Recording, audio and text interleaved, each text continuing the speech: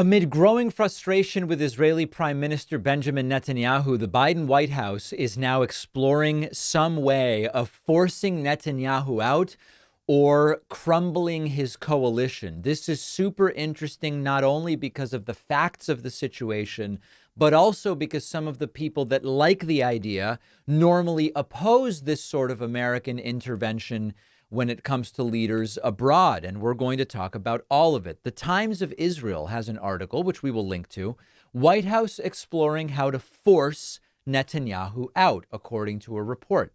And it says that frustration with Netanyahu's handling of the Gaza war is leading U.S. officials to explore what can be done to force the collapse of his government, according to an unconfirmed U.S. News report. An Israeli expert who frequently consults for U.S. officials is quoted by New York Magazine as saying, quote, "I have been asked by a serious administration figure what it is that will force the Netanyahu coalition to collapse. They were interested in the mechanics. What can we demand which will collapse his coalition?"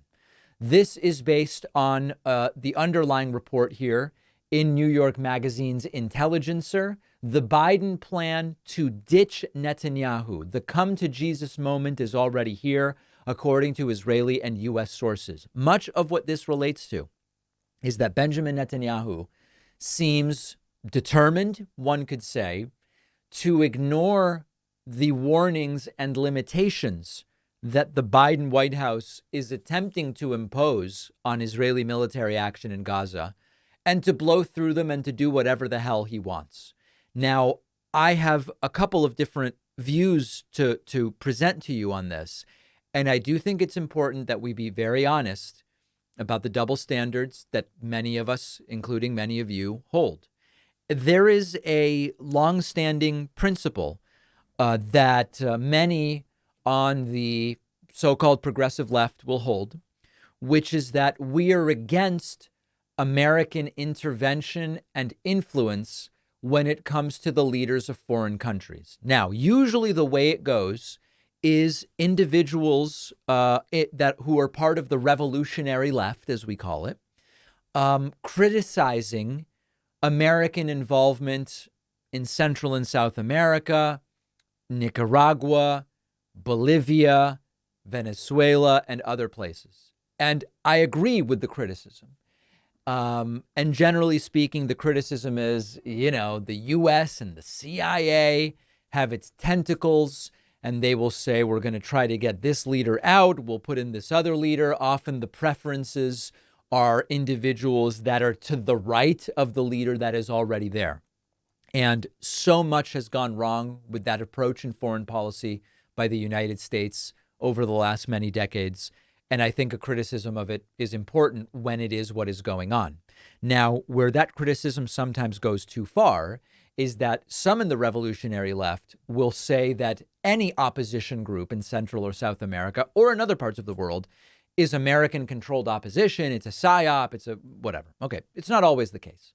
Now, I think Netanyahu's a disaster. As I've said before, we talk about an actual peace plan in the Middle East. We talk about, I would like to see a two-state solution, and I've laid out the parameters of how I imagine it would most likely work.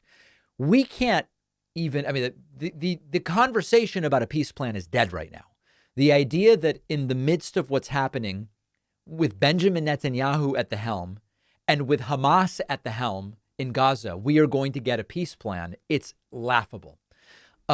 That all being said, as much as I would like to see Netanyahu go, if the principle is we don't want the U.S. government meddling and trying to influence who the leaders of foreign countries are, we have to oppose this, right? Or don't we? What's the reason that we don't? What's the reason that in this case we can say, oh, no, actually, it's fine? So there is a double standard. Maybe sometimes double standards are okay. I don't know. But I raise this with you to say, until Netanyahu goes and until Hamas goes, I don't see any path to a credible and serious discussion of what I believe is going to be the only kind of solution we would have, which would be a two-state solution. But no matter what solution you think there should be, these are not going to be the arbiters to negotiating that. That's on the one hand, and it would be a great thing for Netanyahu to go. am I not reopening the door to exactly that which I oppose, which is American meddling and interference in who are the leaders of foreign countries?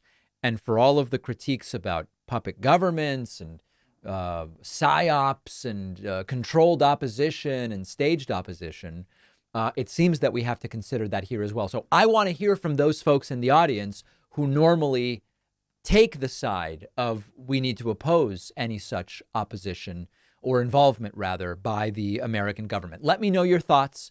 I want to hear from you. We will see where this goes.